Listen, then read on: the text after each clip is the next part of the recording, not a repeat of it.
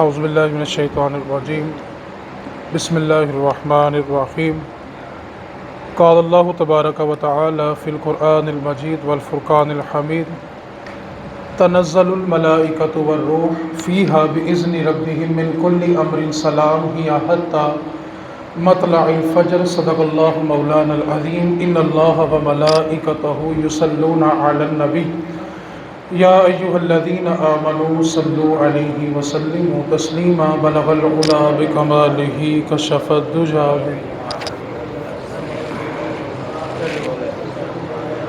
اللہ رب العزت نے سورۃ القدر میں ارشاد فرمایا کہ جب لیلۃ القدر آتی ہے تو آسمان سے فرشتے نازل ہوتے ہیں اور جبریل امین بھی نازل ہوتے ہیں اور زمین پر آ کر وہ زمین کو اللہ کی رحمت سے گھیر لیتے ہیں اور زمین پہ رہنے والوں پہ سلامتی کرتے ہیں ہیا حتی مطلع الفجر، اور فجر کی نماز تک یہ سلسلہ جاری رہتا ہے۔ لیلۃ القدر ہے، فرشتوں کا نزول ہے، جبریل امین کا نزول ہے، اللہ کی رحمت ہے، اللہ کی سلامتی ہے، اور فجر کی نماز تک یہ سلسلہ جاری رہتا ہے۔ دوسری طرف نبی پاک صلی اللہ علیہ وسلم نے ارشاد فرمایا کہ جب رات کا پچھلا پہر ہوتا ہے تو اللہ تعالیٰ اپنی شان کے لائق آسمان دنیا پہ، یہ جو ہمارا پہلا آسمان ہے، اللہ تعالیٰ اپنی شان کے لائق اس پر نزول فرماتا ہے۔ اور کتنے مزے کی بات ہے، ایک ہے بندہ خود مانگے اور ایک ہوتا ہے کہ دینے والا خود پوچھ لے بتا تجھے کیا چاہیے۔ دونوں میں بڑا فرق ہے۔ اللہ تعالیٰ زمین کا جو آسمان ہے اس پر نزول فرماتا ہے اور اعلان فرماتا ہے کوئی مجھ سے رزق مانگنے والا، ہے کوئی مجھ سے عطا مانگنے والا۔ اگر کوئی کمپنی اعلان کر دے کہ جہاں پر آپ نوکری کرتے ہیں ہم اس سے 20-30 ہزار روپیہ آپ کو زیادہ دیں گے، لیکن انٹرویو رات کے 3 بجے ہوگا، تو ہر بندہ رات کو 3 بجے وہاں لائن میں لگا ہوگا۔ یہ وہ بندہ ہے جو اس کے دیے میں سے دے رہا ہے اور وہ خود فرما رہا ہے کہ ہے مجھ سے کوئی مانگنے والا۔ اب لیلۃ القدر ہے، رات کا پچھلا پہر ہے، فرشتوں کا نزول ہے، جبریل امین کا نزول ہے، اللہ کی زمین کو اس کی رحمت اور اس کی سلامتی سے گھیرا ہوا ہے۔ اللہ تعالیٰ خود اعلان کر رہا ہے کوئی مجھ سے مانگنے والا۔ جب یہ ساری رحمتیں اور برکتیں اکٹھی ہو گئی تھی نا، پھر اس رات کو اللہ نے ہمیں پاکستان عطا فرمایا تھا۔ لیلۃ القدر ہے، جمعے کی رات ہے، اور جب پاکستان کو آزادی ملی تو جو پہلا دن تھا نا، وہ پہلا دن ہی جمعۃ الوداع کا تھا۔ لیلۃ القدر ہے، رات کا پچھلا پہر ہے، اللہ فرما رہا ہے کوئی مانگنے والا، اور کروڑوں لوگ کیا مانگ رہے تھے؟ اللہ ہمیں سبز حلالی پرچم عطا فرما۔ تو اللہ فرما رہا ہے کوئی مجھ سے مانگنے والا، تو اس رات اللہ نے ہمیں سبز حلالی پرچم عطا فرمایا۔ دو قومی نظریہ، پہلے بنیادی طور پر اس کو سمجھیں، اس کی آج اشد ضرورت ہے، کیونکہ آج جو طبقہ اسکول، کالج، یونیورسٹی پڑھ رہا ہے وہ یہ سوال کرتا ہے کہ پاکستان بنانے کے لیے اتنی جانیں دینے کی ضرورت کیا تھی؟ ہم ان کے ساتھ مل جل کے رہ رہے تھے، مزید رہ لیتے، تو اتنی جانیں قربان کر کے ایک تار لگانے کی کیا ضرورت تھی؟ آپ تاریخ کو پڑھ کے دیکھیں، آدم علیہ السلام سے لے کے آج تک سب سے بڑی جو ہجرت ہوئی ہے وہ پاکستان بنانے کے لیے ہوئی ہے۔ 10 کروڑ کے قریب لوگوں نے اپنا گھر بار چھوڑا، 2 لاکھ لوگ پاکستان بنانے کے لیے اپنی جان کی بازی ہار گئے ہیں۔ پاکستان بنانے کے لیے 10,000 عورتوں کی عزتیں لوٹی گئی ہیں۔ اب یہ پاکستان بناتے وقت اتنی جانوں کا جانا، اتنی بڑی ہجرت کا ہونا، تو سوال یہ بنتا ہے کہ اتنا سب کچھ ایک ملک کے لیے، ایک تار لگانے کے لیے کیوں کیا گیا؟ تو سب سے پہلے 2 قومی نظریہ سمجھیں۔ آج بچے اسکول میں پڑھتے ہیں کہ 2 قومی نظریہ کس نے دیا؟ کوئی کہتا ہے علامہ اقبال نے دیا، کسی نے کہا سر سید احمد خان نے دیا، کسی نے کہا قائد اعظم نے دیا، جبکہ مسلمان کو سب سے پہلے دو قومی نظریہ مدینے والے رسول نے عطا فرمایا ہے۔ نبی پاک صلی اللہ علیہ وسلم نے فرمایا کہ جب یہودی لوگ امامہ باندھتے ہیں تو وہ سر کے اوپر ٹوپی نہیں رکھتے، وہ بغیر ٹوپی کے امامہ باندھتے ہیں۔ تو تم نے یہودی قوم کی مخالفت کرنی ہے تو جب بھی امامہ باندھنا ہے تو سر پہ ٹوپی رکھ کے باندھنا ہے۔ اکثر وہ بزرگوں کو دیکھا کہ وہ صافہ لے کے اس کو باندھ لیتے ہیں، تو ذرا سنت پوری کر لیا کریں، نیچے جالی والی ٹوپی بھی رکھ لیا کرے۔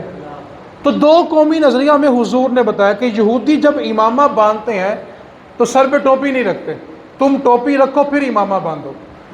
آگے فرمایا کہ عیسائی لوگ جو ہیں وہ جب بھی سر میں کنگھی کرتے ہیں تو مانگ سائیڈ سے نکالتے ہیں، اور مسلمانوں کو نبی پاک نے حکم دیا کہ تم جب بھی بالوں میں کنگھی کرو تو اپنی مانگ درمیان سے نکالو اور عیسائیوں کی مخالفت کرو۔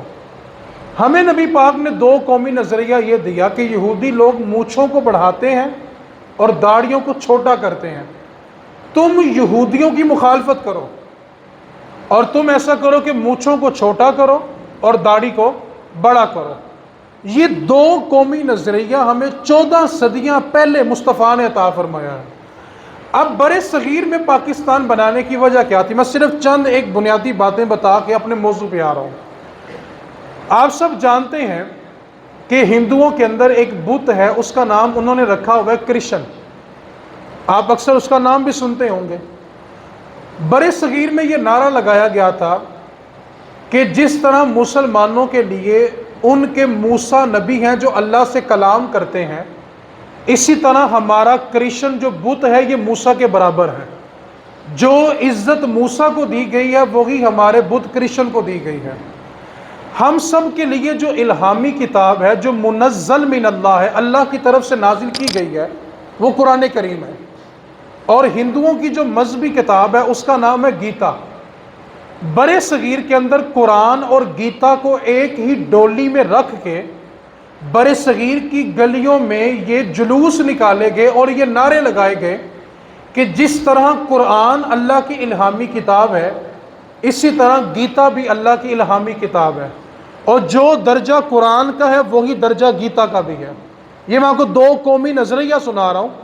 آج ہمیں صرف یہ کہہ دیا کہ جی ہم نے نماز پڑھنی تھی، ہم نے روزہ رکھنا تھا، اس لیے ہم نے اپنا پاکستان بنا لیا۔ آپ ایک شعر پڑھتے ہیں، بعد از خدا بزرگ توئی قصہ مختصر۔ اس کا مطلب یہ ہے کہ اللہ کی ذات کے بعد کائنات میں جس کو سب سے زیادہ رتبہ دیا گیا وہ محمد مصطفیٰ کی ذات ہے۔ اس کا مطلب یہ ہے، برے صغیر کے اندر جامعہ مسجد دلی کے ممبر کے اوپر بیٹھنے والے بکے ہوئے مسلمانوں نے اس شعر کی تشریح یہ کی کہ اس شعر میں جو کہا گیا نا کہ اللہ کی ذات کے بعد سب سے زیادہ مرتبہ حضور کا ہے، انہوں نے کہا یہاں پہ جو قصہ مختصر بزرگ توئی جو لفظ ہے نا، اس سے مراد حضور نہیں ہے بلکہ مہاتما گاندھی ہے۔ اور انہوں نے یہ نعرہ لگایا جامعہ مسجد دلی کے ممبر کے اوپر، جمعے کی تقریروں میں کہا گیا کہ اللہ کی ذات کے بعد اگر کسی کو مرتبہ ملا ہے تو وہ گاندھی کو ملا ہے۔ اس کے بعد جامعہ مسجد دلی کے ممبر کے اوپر یہ بھی کہا گیا کہ اگر محمد مصطفیٰ صلی اللہ علیہ وسلم پر نبوت ختم نہ ہوتی تو گاندھی نبی ہوتا۔ ہر گھر کی چھت کے اوپر گاندھی کی تصویر لگائی گئی، ہر گھر کی دہلیز پر گاندھی کی تصویر لگانے کے لیے ظلم ڈھائے گئے، اور یہ کہا گیا کہ جب بھی گھر میں آنا ہے، گھر سے جانا ہے، مہاتما گاندھی کو سلام کرنا ہے۔ یہ وہ دو قومی نظریہ تھا جس پر مسلمانوں پہ ظلم ڈھایا جا رہا تھا۔ ہم گائے کا دودھ پیتے ہیں، وہ گائے کا پیشاب پیتے ہیں۔ ہم گائے کی قربانی کرتے ہیں اور وہ گائے کی پوجا کرتے ہیں۔ آپ دیکھیں اللہ تعالیٰ مشرک کے ذہن پہ کس طرح پردہ ڈالتا ہے، اللہ تعالیٰ اس کی عقل پہ کس طرح کے پردے ڈال دیتا ہے۔ وہاں بڑے بڑے سائنٹسٹ ہیں، ڈاکٹر ہیں، انجینئر ہے، پڑھا لکھا طبقہ ہے، لیکن شرک کرنے والے کی عقل تب مر جاتی ہے جب وہ گائے کا پیشاب پی رہا ہوتا ہے۔ حالانکہ ان کے سائنٹسٹ خود یہ سائنس کے اندر تجربے کر رہے ہوتے ہیں کہ جو پیشاب ہوتا ہے یہ بیماریوں کا گڑھ ہوتا ہے، لیکن خود اس گائے کا پیشاب پی رہے ہوتے ہیں۔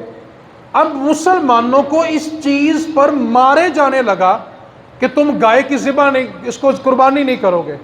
اور افسوس کی بات کیا ہے، انگریز سے 600 روپیہ مہینہ تنخواہ لینے والے مولویوں نے یہ فتویٰ لکھ کے برِ صغیر میں تقسیم کر دیا کہ مسلمانوں کے لیے گائے کی قربانی کرنا ہی حرام ہے۔ کیوں؟ کہ یہ ہندوؤں کے لیے معبود کا درجہ رکھتی ہے، تو لہٰذا تم اس کی قربانی نہیں کر سکتے۔ اب یہ تھا وہ پس منظر جس بنیاد پر مسلمانوں نے یہ نعرہ لگایا کہ ہم نے اس سے آزادی حاصل کرنی ہے۔ اب برِ صغیر میں جو پہلی جنگ ہوئی وہ 1857 میں ہوئی تھی۔ انگریز نے اپنا جاسوس برِ صغیر میں بھیجا کہ جا کر پتہ کرو کہ مسلمانوں کو شکست کیسے دی جا سکتی ہے، کیونکہ مسلمانوں نے 1000 سال حکومت کی ہے، نواب سراج الدین دولہ سے لے کے ٹیپو سلطان، اور ٹیپو سلطان سے آگے تاریخ جا کے پڑھیں بہادر شاہ مظفر جو مغلوں کا آخری بادشاہ گزرا ہے، وہاں تر 1000 سالہ حکومت مسلمانوں کی ہے، اور ہندوؤں نے، سکھوں نے، انگریزوں نے مسلمانوں کی غلامی کی ہے۔ مسلمانوں کے جوتے یہ ہندو، سکھ اور انگریز پالش کیا کرتے تھے۔ اب انگریز نے اپنا جاسوس بھیجا کہ جا کر یہ دیکھو کہ ہم ان مسلمانوں کو شکست کیسے دے سکتے ہیں۔ اب انگریز نے تجارت کا سامان لیا اور برِ صغیر آیا تجارت کرنے کی غرض سے۔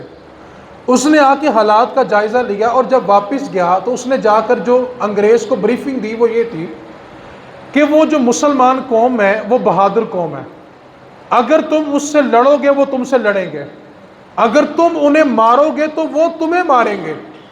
تو اس نے کہا پھر مسلمانوں کو زیر کرنا ہے، ان کو ہلاک کرنا ہے، ان سے ان کی 1000 سالہ حکومت نواب سراج الدین دولہ سے لے کے بہادر شاہ مظفر تک جو مغلوں کا آخری بادشاہ گزرا ہے، یہ 1000 سالہ جو انہوں نے ہم پہ حکمرانی کی ہے، ہم نے مسلمانوں سے وہ حکومت چھیننی ہے، وہ سرداری چھیننی ہے، تو اس کے لیے کیا کریں؟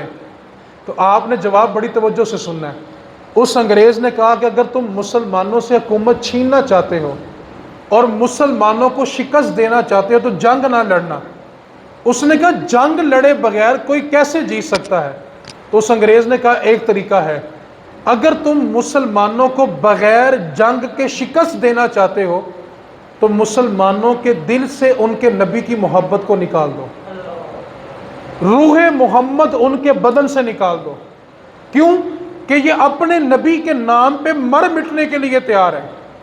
نبی پاک صلی اللہ علیہ وسلم نے فرمایا تھا کہ ایک زمانہ ایسا آئے گا تم بڑی کثیر تعداد میں ہوگے، لیکن اس کے باوجود سارا کفر تمہارے اوپر کفر کو ایسے دعوت دے گا جیسے کھانے پہ دعوت دی جاتی ہے۔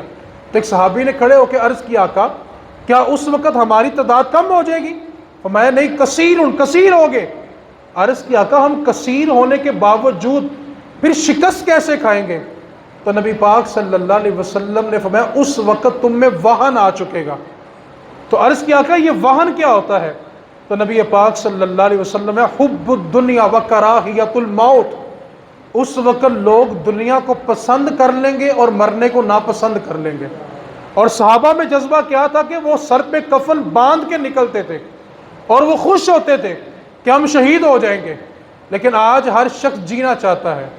تو یہ وہ بنیادی پس منظر تھا۔ ایک بات پہ یاد ہے کہ حب الوطنی من الایمان، اپنے وطن سے پیار کرنا یہ ایمان میں سے ہے، اور اس کی مثال ہمیں خود رسول اکرم صلی اللہ علیہ وسلم نے فرمائی۔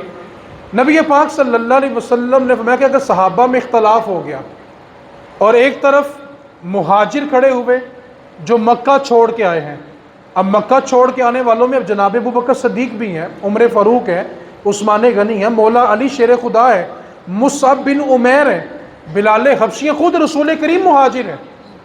فرمایا کہ اگر صحابہ میں اختلاف ہو گیا، دو گروہ بن گئے، آدھے گروہ کی ایک رائے ہوئی، دوسرے گروہ کی دوسری رائے ہوئی، اور ایک گروہ میں وہ لوگ شامل ہیں جو مہاجر ہیں، ابو بکر صدیق ہے، عمر فاروق ہے، عثمان غنی ہے، مولا علی ہے، اور دوسری لائن میں مدینے کے رہنے والے لوگ کھڑے ہوئے، تو صحابہ یاد رکھنا میں تمہیں جس لائن میں نظر آؤں گا وہ مدینے والوں کی لائن ہوگی۔ حضور نے اپنے وطن سے محبت کر کے بتائی۔ جناب ابو ہریرہ کہتے جب ہم کسی سفر سے واپس آیا کرتے اور جب دور سے مدینے کے مکانات نظر آتے تو حضور کے وجود سے محبت ابھر کے نظر آتی، حضور سارا سفر، میری طرف دیکھیں حدیث سمجھ آئے گی، حضور جب سفر کرتے تھے تو اپنے امامے کے شملے سے اپنا چہرہ مبارک ڈھانپ کے رکھتے تھے، اور جیسے ہی حضور کو مدینہ نظر آتا تھا حضور وہ نقاب ہٹا دیتے تھے اور سواری کی رفتار تیز کر لیتے تھے، اور مڑ کے صحابہ کو حکم دیتے، صحابہ اپنے اپنے چہروں سے نقاب اتار دو، اللہ نے مدینے کی ہوا میں بھی شفا رکھی ہوئی ہے۔ حضور نے مدینے سے پیار کر کے بتایا کہ مدینے سے یوں پیار کیا جائے گا۔ اب سوال یہ پیدا ہوتا ہے کہ ہم لوگ اپنے گھر سے پیار کرتے ہیں یا اپنے وطن سے پیار کرتے ہیں؟ اس کی مثال یہ ہے، 1.5 کروڑ کا گھر بنا لیں گے لیکن اسی گلی میں 10,000 کا خرچہ نہیں کریں گے اور یہ کہیں گے کہ ہم ٹیکس دیتے ہیں تو حکومت کی ذمہ داری ہے۔ میں ایک جملہ کہوں گا، اس کے بعد شاید آپ کے لیے میری بات سمجھنا آسان ہو جائے۔ اس جملے پہ آج یقین کر لیں یا جب آپ کا جی چاہے تب یقین کر لیں، یہ ملک حکمرانوں کا نہیں ہے، آپ کا ہے۔ اس کی وجہ، ان کے بیوی بچے باہر، کاروبار باہر، جائیداد باہر، علاج معالجہ، جس دن اسمبلی کا آخری دن ہوتا ہے اگلے گھنٹے کی ٹکٹ کروائی ہوتی ہے، وہ تو بادشاہ سلامت 5 سال بعد ہم پہ حکومت کرنے آتے ہیں۔ یہ ملک آپ کا ہے۔ اب سوال یہ پیدا ہوتا ہے، پچھلے سال اگست سے لے کے اس سال اگست تک ہم نے تبصرہ کیا، بے باک کیا، جی بھر کے کیا۔ سوال یہ پیدا ہوتا ہے کہ پورے سال میں ہم نے کوئی ایک کام ایسا کیا ہو جو ہم نے صرف اور صرف اپنے پاکستان کے لیے کیا ہو؟ ہم کن لوگوں سے امید لگا رہے ہیں؟ اس جملے کو سنیں گے شاید آپ کو میری بات سمجھ آ جائے۔ جس بندے کے وجود میں حرام کا رزق جاتا ہے نا، اس کا دل کبھی نرم نہیں ہو سکتا۔ اس کے سامنے کوئی تڑپ تڑپ کے بھی مر جائے اس کو رونا نہیں آتا، کیونکہ حرام کھا کھا کے اس کا دل سخت ہو چکا ہوتا ہے۔ اور جن کی جڑوں میں سارا حرام بھرا ہو، آپ ان سے توقع رکھ رہے کہ وہ اپنی قوم کے لیے آنسو بہائیں گے؟ ایسا کبھی نہیں ہوگا۔ ہم نے اپنے وطن کے لیے کیا کیا؟ موجم کی حدیث پاک ہے، نبی پاک صلی اللہ علیہ وسلم نے فرمایا قیامت والا دن ہوگا، توجہ سے سننا، کہ ہم اپنے ملک کے لیے کیا کر سکتے ہیں، اور چھوٹی چھوٹی نیکیاں جس کو ہم معمولی سمجھتے ہیں۔ رسول رحمت صلی اللہ علیہ وسلم نے ارشاد میں قیامت والا دن ہوگا، ایک بڑا شدید گناہ گار، کبیرہ کبیرہ گناہ کرنے والا اللہ کی بارگاہ میں پیش ہوگا۔ اللہ تعالیٰ اس کو حکم دے گا کہ فرشتوں اس کو نہ جنت میں لے جاؤ۔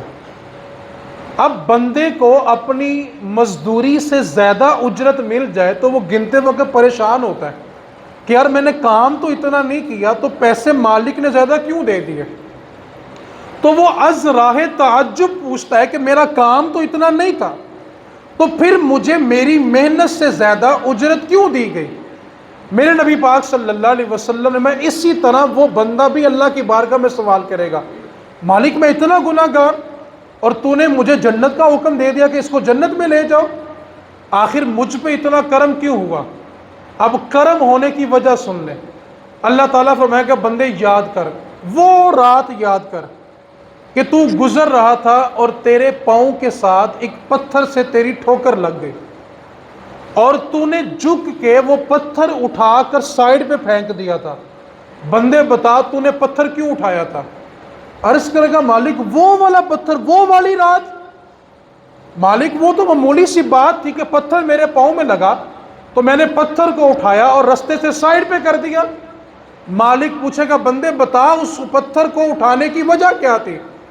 تو بندہ عرض کرے گا مالک وجہ یہ تھی کہ میں جانتا تھا کہ میرے محلے میں بزرگ لوگ بھی رہتے ہیں، ضعیف لوگ بھی رہتے ہیں، بچے بھی رہتے ہیں، میری تو صرف یہ سوچ تھی کہ میں پتھر اٹھا دوں، ایسا نہ ہو کہ میرے بعد کوئی یہاں سے گزرے تو اس سے ٹھوکر کھا لے۔ رب تعالیٰ فرمائے گا بندے جب تو پتھر کو اٹھانے کے لیے جھکا تھا نا، اور تیری سوچ یہ تھی کہ تیری بستی کے رہنے والوں کو اذیت نہ ہو، تو تیرے اٹھنے سے پہلے پہلے رب نے سارے گناہ ہی معاف فرما دیے تھے۔ تو اس کو معمولی بات سمجھ رہا ہے؟ تو بھائی آپ اگر 1.5 کروڑ کے گھر میں رہتے ہیں تو 10,000 اگر آپ ملک پاکستان کی گلی میں لگا دیں گے تو یار کوئی شان میں فرق نہیں پڑ جائے گا۔ آخری بات جو میں آپ سے کرنا چاہتا ہوں اس کے لیے توجہ چاہتا ہوں نوجوانوں سے، آج اگر باہر کے ملک ہمارے لیے ویزے کھول دینا تو پاکستان بنانے سے بڑی ہجرت آج ہوگی۔ ہر بندہ چاہتا ہے کہ میرے پاس وسائل ہوں تو میں چلا جاؤں، ہر بندہ یہ چاہتا ہے، اور نوجوان تو چاہتے ہیں کہ اگلا دن بھی نہ چڑھے، رات کی ہماری فلائٹ ہو اور ہم پاکستان چھوڑ کے چلے جائیں۔ میں آپ کو صرف ایک بات کی طرف توجہ دلانا چاہتا ہوں، مختصر کر رہا ہوں۔ 1985 سے لے کے 2023 تک جتنی فیملیاں یورپ شفٹ ہوئی ہیں یا اس سے پہلے مسلمان تھے اور یورپ میں رہ رہے ہیں،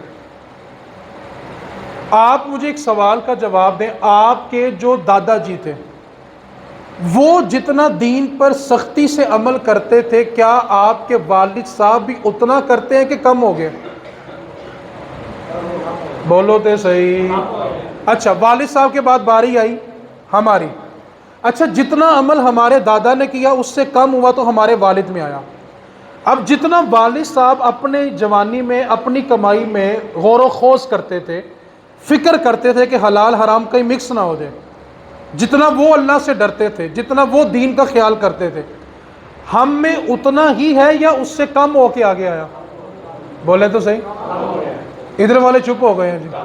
اچھا، اب جو ہمارے بچے ہیں، جتنا آپ میں اور ہم میں دین ہے، ہمارے بچوں میں اسی سطح کا دین منتقل ہو رہا ہے یا اس سے کم ہو گیا؟ اچھا، جب ان کے بچے آئیں گے پھر اس کے بچے، اب میرا جملہ توجہ سے سننا ہے۔ 1985 سے لے کے 2023 تک کی رپورٹ، صرف 50 سالہ بتا رہا ہوں، یہ جو 38 سال بندے صرف اس کی بتا رہا ہوں، اس سے پیچھے جائیں گے تو میں ریشو آپ کو وہ بھی نکال کے بتاؤں گا۔ 1985 سے لے کے 2023 تک جو مسلمان فیملیاں یورپ گئی تھی، مسلمان تھی، ان کی پیدا ہونے والی نسل بھی مسلمان ہوئی۔ تیسری نسل میں جا کے 95% لوگ خدا کے منکر ہو گئے ہیں، ان کے پلے ایمان نہیں رہا، دولت مل گئی، گاڑیاں مل گئی، لیکن وہ خدا اور اس کے رسول کے منکر ہو گئے، وہ خدا کو خدا ماننے کے لیے تیار نہیں ہے۔ آپ تصور کریں، جو دین کا لیول آپ کے دادا جی میں تھا، آج آپ والد صاحب میں نہیں دیکھتے، جو والد صاحب میں تھا وہ عام میں نہیں ہے، اور جو ہم میں ہے وہ ہمارے بچوں میں نہیں ہے۔ تو سوچو، جب 2 نسلیں اور آگے بڑھ جاؤ تو کیا جو آج دین کا معیار ہے وہ ان تک پہنچے گا؟ نہیں پہنچے گا۔ اگر ہم نے نہ پہنچایا، آج جب ہمارے بچے یورپ جائیں گے، اگر ان کو آپ نے ان کا عقیدہ سمجھا کر نہ بھیجا، پختہ کر کے نہ بھیجا، تو وہ شادی کس سے کریں گے بھلا؟ غیر مسلم سے۔ اس کے گھر میں جو بچے جنم لیں گے وہ کس ماں کی گود سے لیں گے؟ جو خدا کو خدا۔ آپ مجھے بتائیں، آپ کے خون سے پیدا ہونے والے بچے خدا کے منکر ہو جائے، برداشت کر سکتے ہیں؟ میرے نبی نے تو فرمایا تھا کہ نکاح کرو تو اس نیت سے کرو کہ میری امت میں اضافہ ہوگا، اور میرے نبی پاک نے اس بات پر فخر فرمایا کہ قیامت والے دن کل میدان معاشرے میں جو صفیں بنیں گی نا، وہ 120 صفیں ہوں گی۔ آدم علیہ السلام سے لے کے قیامت تک جو آخری فرد آئے گا، سارے کے سارے انسان جب صفوں میں کھڑے ہوں گے تو کل 120 صفیں ہوں گی۔ میرے محبوب نے فرمایا ان 120 صفوں میں 80 صفیں امت مصطفیٰ کی ہوں گی، سب سے بڑی امت حضور کی ہوگی۔ تم میری امت میں اضافہ کرنے کے لیے نکاح کرو، اپنی خواہش پوری کرنے کی نیت نہ رکھو، بلکہ امت مصطفیٰ میں اضافے کی نیت رکھو، خواہش تو پوری ہو جائے گی۔ اب مجھے بتائیں، جب آپ کی نسل سے پیدا ہونے والے بچے ہی اگر خدا کو خدا نہ مانے، حضور تو فرما رہے کہ میری امت میں اضافہ کرو۔ یورپ جانا منع نہیں ہے، رزق کمانا منع، لیکن بچوں کی تربیت کرنا فرض ہے، بچوں کو عقیدہ دینا فرض ہے۔ یہ آپ کے لاہور کے بڑے بڑے انسٹیٹیوٹ ہیں، یہ اسی سال رمضان کی بات ہے، یہ گلبرگ کا کالج ہے، ایک ہی کلاس کی 50 بچیوں نے خدا کو خدا ماننے سے انکار کر دیا۔ ماں باپ مسلمان ہیں، بچیوں کے نام مسلمانوں والے ہیں، لیکن وہ خدا کو خدا ماننے کے لیے تیار نہیں ہے۔ وہ کہتی ہے جو طاقت ہے وہ انسان کی طاقت ہے، خدا کے ہونے سے کچھ نہیں ہوتا۔ یہ آپ کے روڈ کراس کر کے بالکل سامنے سنگھ پورہ ہے، یہ 3-4 دن پہلے کی بات ہے، میں یہاں بیٹھا ہوا تھا باہر سنگھ پورہ اسٹاپ پہ، ایک بندے سے میٹنگ کرنی تھی، اس نے ایک بندے سے ملاقات کے لیے مجھے بلا لیا، یہ 3-4 دن پہلے کی بات ہے، رات کو 11 بجے کا ٹائم تھا۔ تو میں اس بندے سے بات کر رہا ہوں، بندہ مجھے کیا کہہ رہا ہے، کہہ رہا ہے خدا سے غلطی ہو جائے تو کون سی بڑی بات ہے، خدا بھول جائے تو کون سی بڑی بات ہے؟ وہ کیا کہہ رہا ہے؟ کہہ رہا ہے قرآن سارا سچا، کیا دلیل ہے؟ اور ظلم کی انتہا بلا کیا تھی؟ اس کی 4 اکیڈمی ہیں، یہ بوگی والشے والے چونک میں اس کی 4 اکیڈمی ہے اور ٹیچر ہے۔ بتاؤ جب اس کے محلے کے بچے اس سے پڑھتے ہوں گے تو پڑھنے کے بعد وہ کیا سیکھتے ہوں گے؟ اس کا جملہ بلا کیا تھا؟ اس کو میں نے سمجھایا، اس کو 1.5 گھنٹہ سمجھایا، کہنے لگا نبی پاک کے پاس تو ذاتی شریعت ہی نہیں تھی، 98% باتیں تو انہوں نے موسیٰ علیہ السلام سے ادھاری لی ہوئی ہیں۔ اور بھائی یہ میں اسلامی جمہوریہ پاکستان کی باتیں کر رہا ہوں، ہمارے اسکولوں میں، کالجوں میں، یونیورسٹیوں میں، انسٹیٹیوٹس میں ایسے پروفیسر بھرتی کیے گئے جو خدا کو خدا نہیں مانتے۔ آپ جانتے ہیں اسلام آباد سے نکلے مری ہائی وے پہ رستے میں 2 اسکول آتے ہیں، جو لوگ ہیں میری بات کو جلدی سمجھ جائیں گے۔ وہاں پر مسلمان کے بچوں کو جو اسلامیات کی کتاب ہے پڑھانے والی ٹیچریں کرسچن ہیں۔ آپ مجھے بتائیں جب عیسائی ہمیں ہمارا اسلام پڑھائے گا تو کیا پڑھائے گا؟ دادا میں جو اسلام تھا وہ ہمارے والد میں کیا ہوا؟ کم۔ والد صاحب سے ہم تک آیا تو کیا ہوا؟ اور اگر ہم نے ابھی فکر نہ کی تو آگے کیا ہوگا؟ اور 2 نسلوں کے بعد، 2 نسلوں کے بعد کیا ہوگا؟ حدیث پاک سنیں، گفتگو مکمل ہوگی۔ میرے نبی نے فرمایا قرب قیامت ایک زمانہ ایسا آئے گا، 2 نسلوں بعد کیا ہوگا؟ میرے نبی پاک نے فرمایا قرب قیامت ایک زمانہ ایسا آئے گا، لوگ صبح کو مومن ہوں گے، شام کو کافر ہوں گے، شام کو کافر ہوں گے، صبح کو مومن ہوں گے، ان کے رات دن میں ایمان بدلیں گے۔ میرے بھائی توجہ کرو، پاکستان ایک زرخیز ملک ہے، اس پہ انشاءاللہ کلام کریں گے۔ آج کے خطبہ جمعہ سے 2 باتیں، اپنی نسلوں کو بتاؤ کہ ہم نے ایک تار لگانے کے لیے اتنی قربانی نہیں دی، بلکہ 2 قومی نظریہ کیا ہوتا ہے۔ اور دوسری بات، یورپ جائیں منع نہیں ہے، زمین کی سیر کریں، تجارت کریں، لیکن پہلے اپنا عقیدہ مضبوط کریں پھر کریں۔ بیٹے نے آپ کو 2 کروڑ کما کے پاکستان بھیج دیا، بڑا بنگلہ دے دیا، اور آپ کو 4 سال کے بعد فون آئے کہ بیٹے نے کسی عورت سے وہاں نکاح کیا تھا اور اس نے اپنا مذہب اسلام چھوڑ دیا، تو پھر اس 2 کروڑ کے گھر میں بیٹھ کے روتے رہنا اور دعائیں مانگنا کاش ہمارا بچہ واپس آ جائے۔ بچے کو جانے سے پہلے اس کی تربیت کریں۔ اللہ تعالیٰ عمل کی توفیق عطا فرمائے۔ وما علینا الا البلاغ۔